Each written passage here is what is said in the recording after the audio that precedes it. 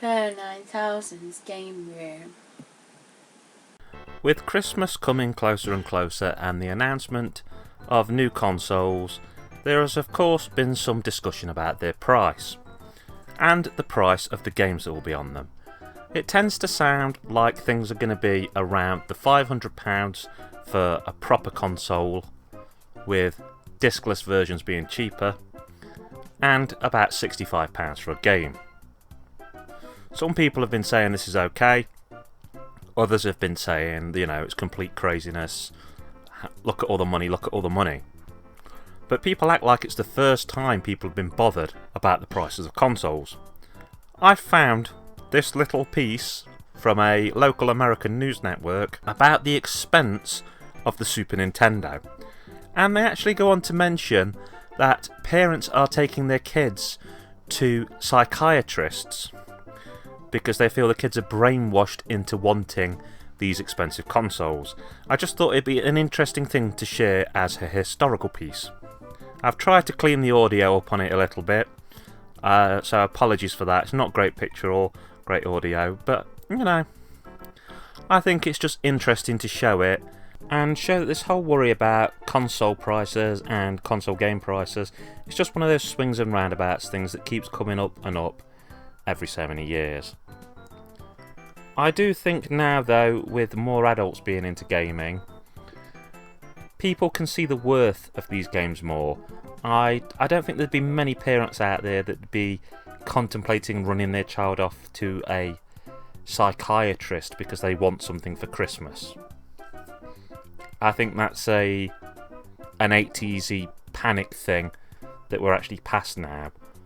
For better or worse, we are well aware that our children want iPods, iPhones, brand new computers, expensive consoles, and that's just kind of the fabric of how things are. Anyway, for your viewing pleasure, here is the feature. Our video game industry is hotter than ever this season, and one good reason, Nintendo has introduced some hot new toys. But have things gone a bit too far? This evening, Ken Shockney wraps up a special report on Video Mania. Does this really have to cost this much? Where should the anger be directed? Not at the parents, but at the manufacturer. So it has come to this. Therapy sessions for families whom you could call Nintendependent. First of all, the peer pressure starts. I feel maybe exploited. Psychologists' offices might get more crowded this holiday season. Just in time for Christmas, the Japanese toy maker Nintendo has come out with a new set of electronic video games. At $200, a Super Nintendo setup costs twice as much as the old system, and you can't mix and match. For the money, the company promises better pictures, sound, and adventures. Some of the new games look like updated takes on fairly well-known formats. In the racing game of F-Zero, you're in a futuristic race car. Oh, I guess I should watch where I'm driving instead of talking. The 3D effect, as you can see, is pretty good by video game standards. There's a nice clear stretch, even if I am in reverse. Let's see if we can't turn the car around right about now. If you're a real good player, meaning you've got the skill of a 9 or 10-year-old, you can even try to jump your car. But look out, if you miss, the game lets you know your status.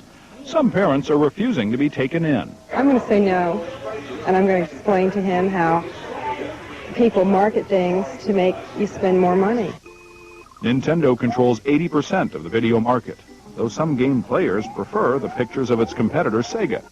But no matter how you play the game, or which game you play, things definitely have come a long way since Pac-Man. Ken Shocknick, Channel 4 News.